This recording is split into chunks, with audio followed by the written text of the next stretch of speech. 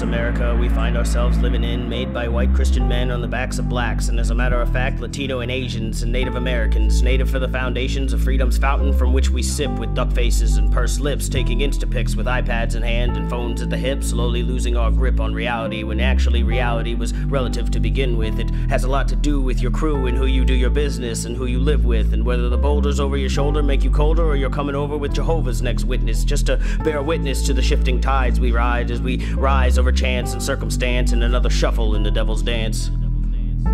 Our shortened attention spans began to build bridges that spanned continents and internet content and compacted data packets, fast-tracked and trapped behind glass walls and glass screens, and everything we learned in class about the American dream can be beamed instantly to our fingertips. So these days it seems knowledge is abundant, but intelligence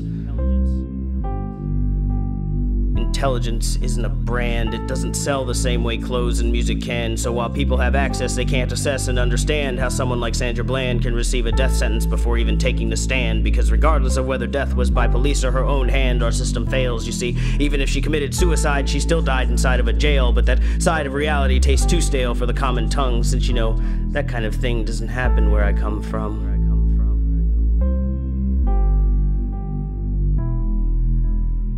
My brother's vocabulary is nigga this and nigga that, nigga why you dress so fly, nigga why your shit so whack, because we think that's what it means to be black, but it's just another aggressive profession of self-suppression learned from history's violent lessons of struggle and oppressive acts, bringing down the hammer and the axe of injustice's crooked arms, crooked because they're crossed in indifference to persistent resistance of people merely fighting for the right of existence. And so each instance or inference of injustice propels and thrusts us back to a context where every black person thinks they could be the text to the next hashtag or occupant of a body bag. And that is terror.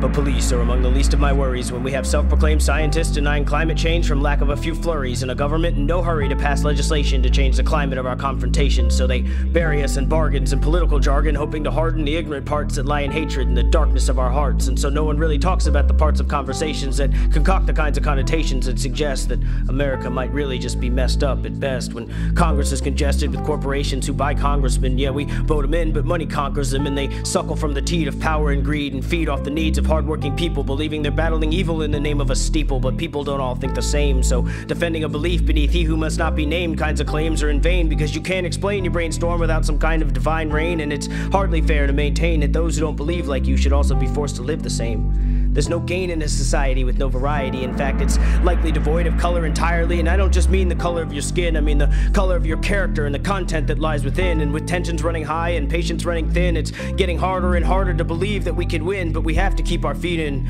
keep believing we can achieve in something greater than ourselves, because when your back's against the wall, hell, every little inch helps, and we've got to recover. So for starters, we could at least start by loving one another and appreciating the separate perspectives of each other, because though we may not be directly connected as sisters and brothers, we're all in this together, and together is the only way to make this world any better.